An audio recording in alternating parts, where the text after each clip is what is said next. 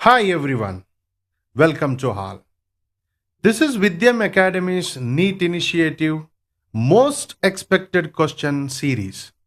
This is Rajiv Patel. Here we do decoding the syllabus, analyze the questions, going into macro, micro level depth understanding of the topics. The main key intention behind the class is to bring most important and expected questions for your upcoming NEET examination. Here we come up with 10 unique, innovative, qualitative questions and options for every chapter, subchapter and topic. Once again, let's welcome to all. Let's get started.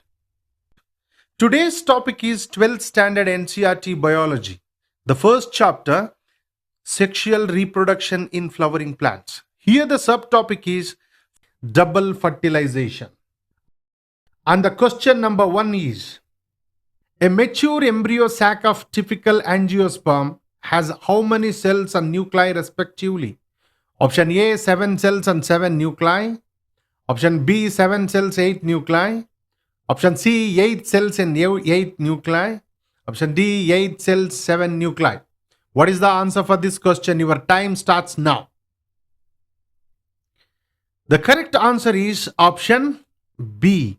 7 cells and 8 nuclei. A mature embryo sac of typical angiosperm is having 7 cells and 8 nuclei. Why and how?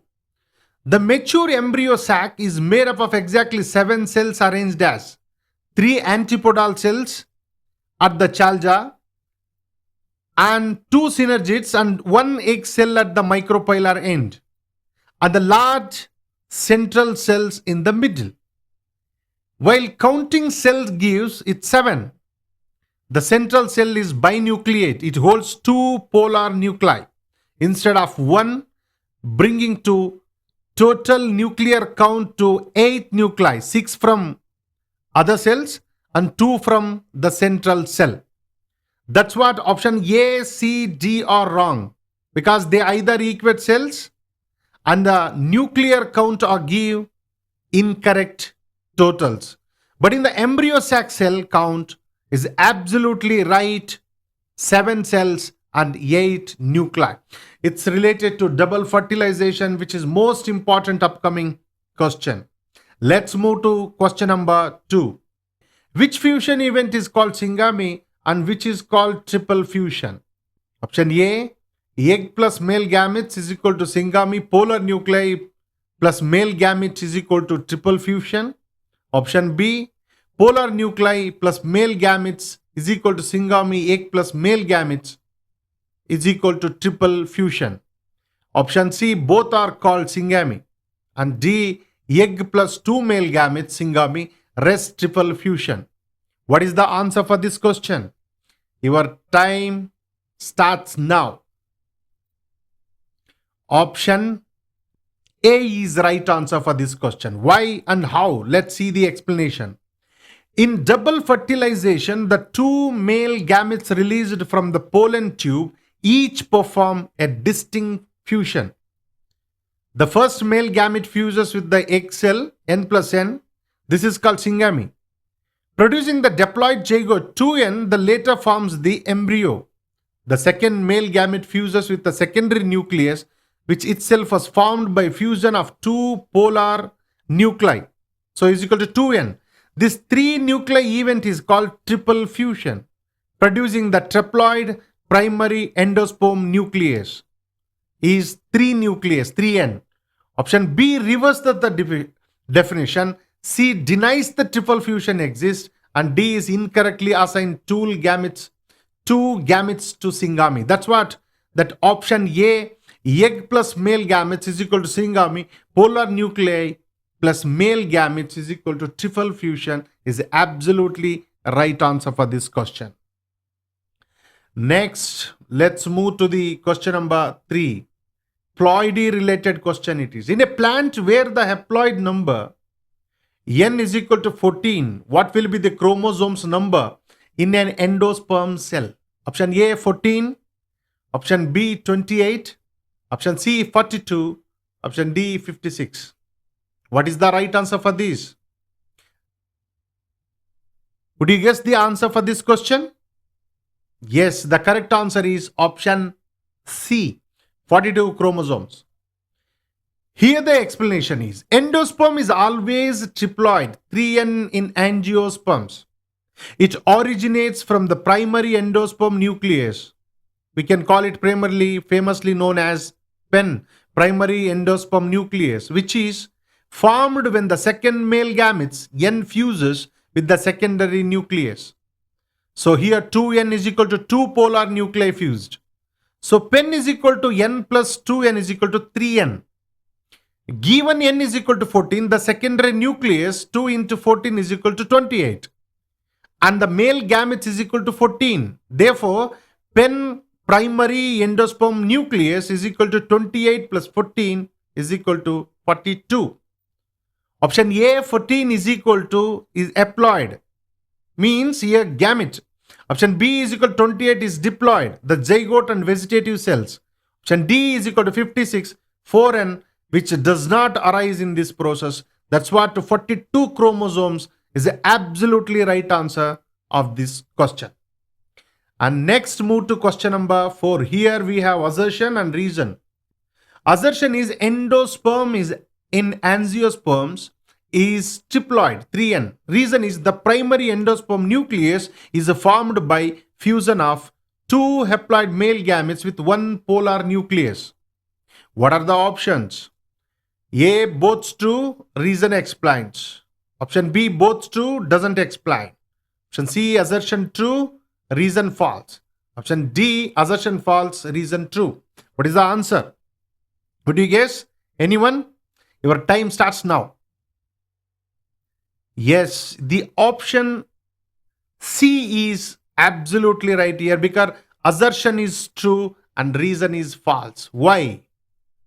Endosperm in angiosperms is triploid because PEN is equal to secondary nucleus, PEN, already which I mentioned many times in the previous questions. PEN is equal to secondary nucleus 2N plus 1 male gametes, N is equal to 3N. The reason is false, but assertion is true. Because it is incorrect states that 2 male gametes fuse with 1 polar nucleus.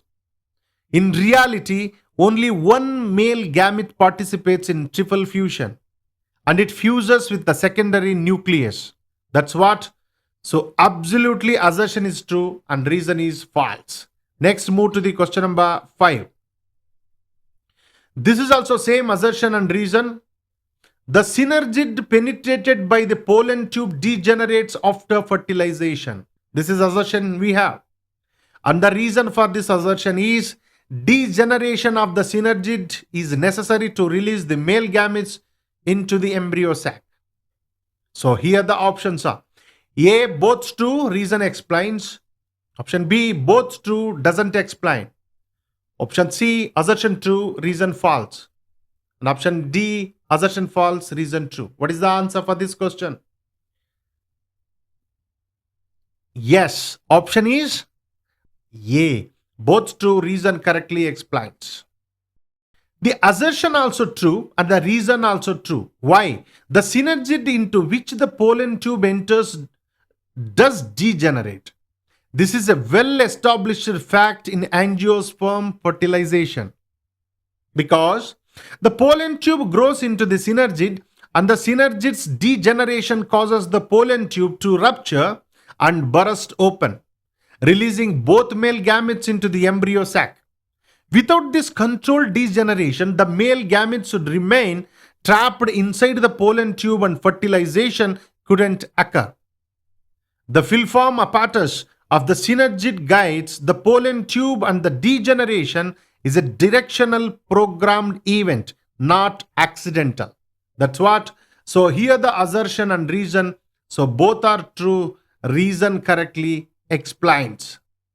And next go to the question number 6. Here one side is a column 1 and the 2. So here we need to match which are correctly matched. Option A, syngamy.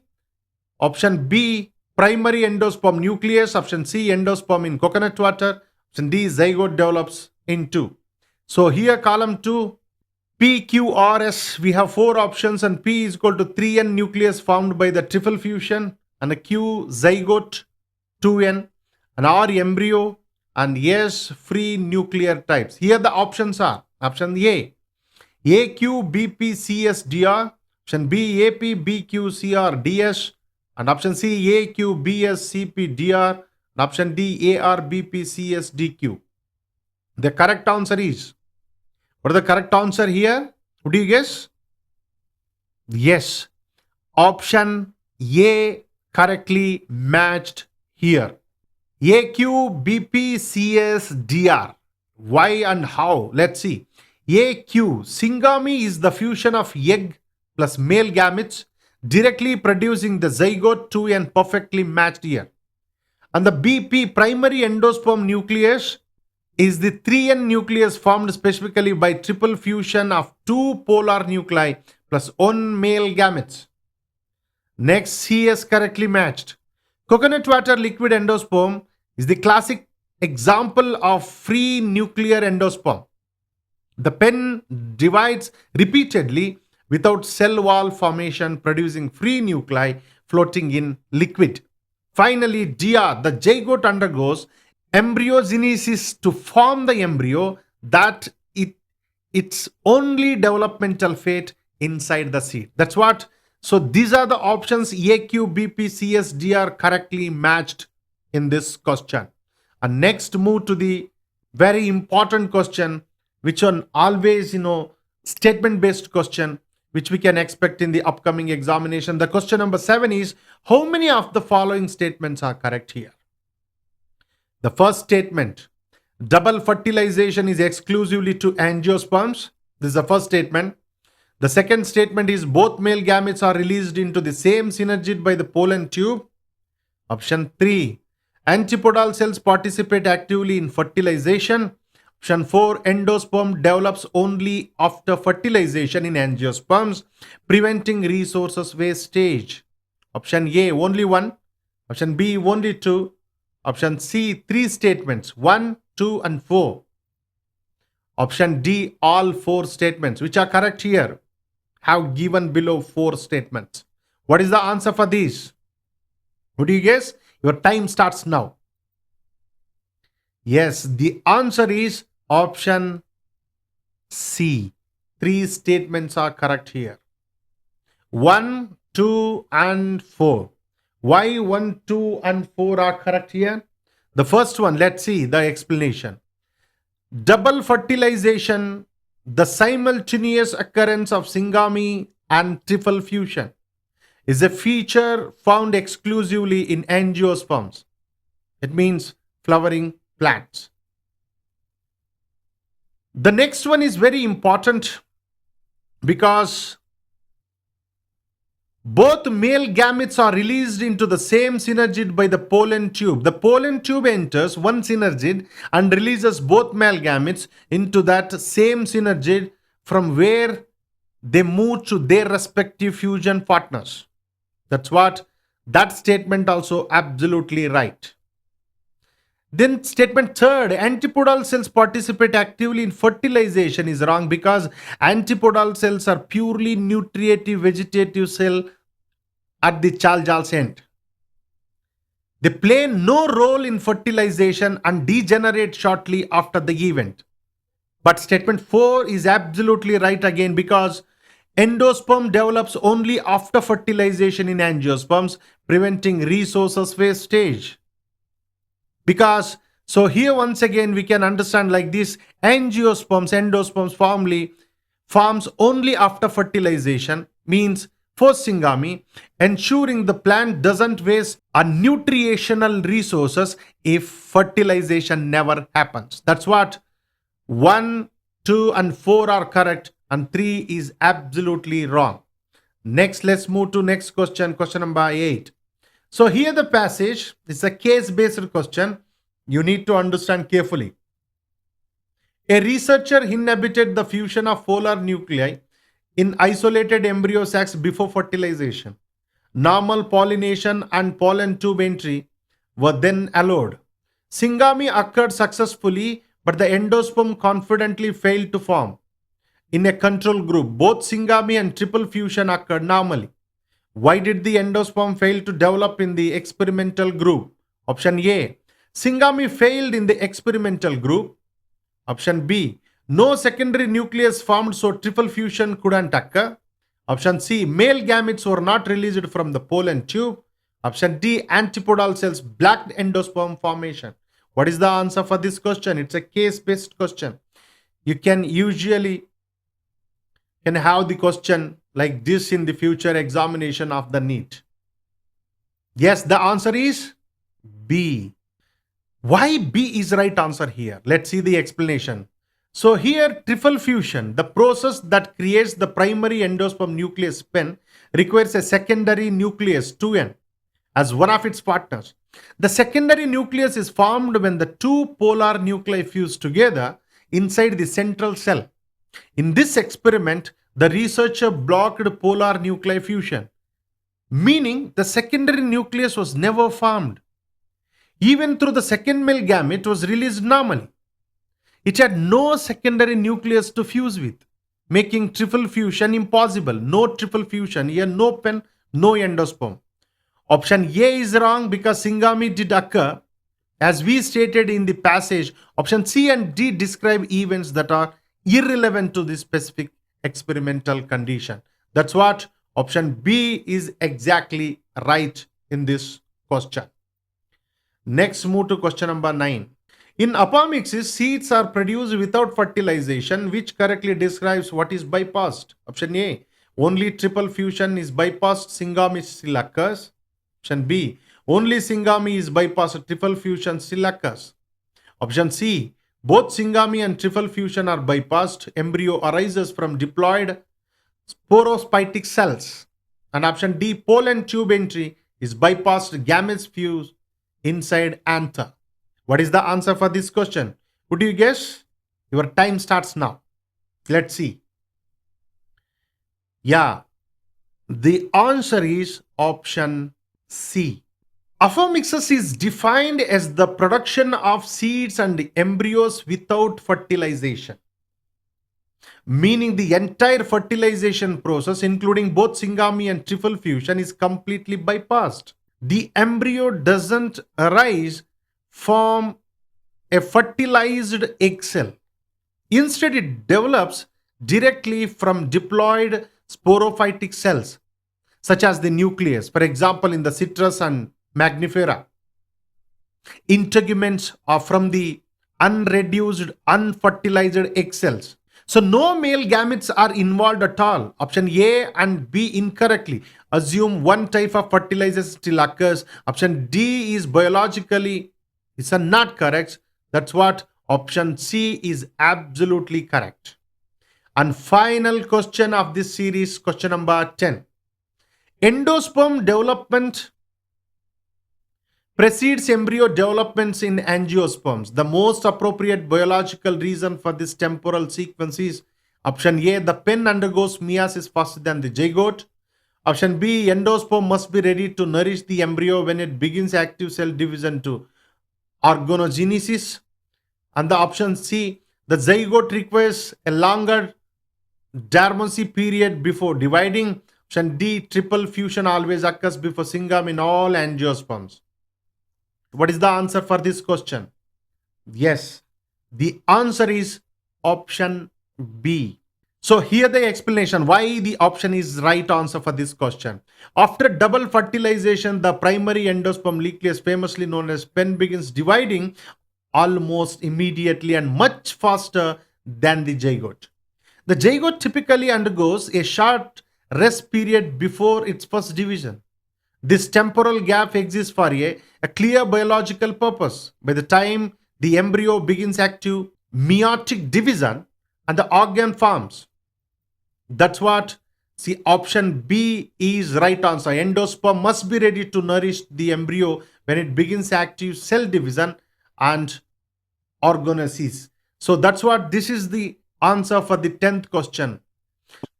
So here we explained 10 most important and expected questions for your upcoming NEET examinations. And next, I will come up with another topic which are very important for your NEET examination. Till so far, I would like to conclude this session with very well goodness. Thank you, and thank you so much to all.